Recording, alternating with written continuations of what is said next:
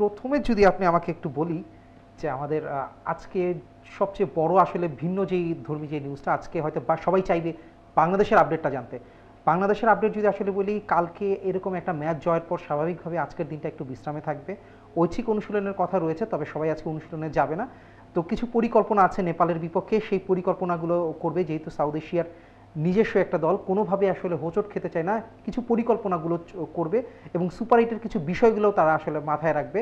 চন্ডিকা হাথুরু সিংহে এই বিষয়গুলো টিম ম্যানেজমেন্টের কিছু মিটিং রয়েছে, এই খবরটা আমরা জানতে পেরেছি। দর্শক, কালকের ম্যাচে একটা খুব দারুণ একটা ঘটনা ঘটেছে, সেই বিষয়টা আপনাকে বলি যে কালকে তৃতীয় ওভারের বলে তানজিদের হেলমেটে বল লেগে গিয়েছিল। তো ফিল্ডার ওই বলটা ধরার আগেই কিন্তু তানজিদ তামিম বলটাকে মাটিতে স্পর্শ করে দেন। এটা কিন্তু এক ধরনের মানে কেন বলছি সেটাকে বোঝার, আইসিসিতে বা আমাদের ক্রিকেটে কিন্তু অদ্ভুত অদ্ভুত কিছু আউট দেখেছি। শ্রীলঙ্কার বিপক্ষে কিন্তু এখনও কিন্তু উজ্জ্বল যে আপনার হচ্ছে যে টাইম আউটের একটা ব্যাপার ছিল, হয়তো এটা এখনও দর্শকরা ভুলে যায়নি।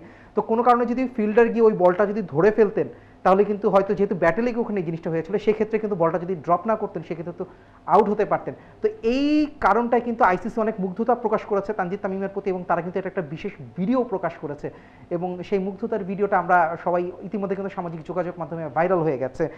দর্শক, আরও কিছু খবর জানিয়ে রাখি। কিছুক্ষণ আগে আসলে আপনারা ইংল্যান্ড এবং ওমানের ম্যাচ রিপোর্টের একটি দেখছিলেন।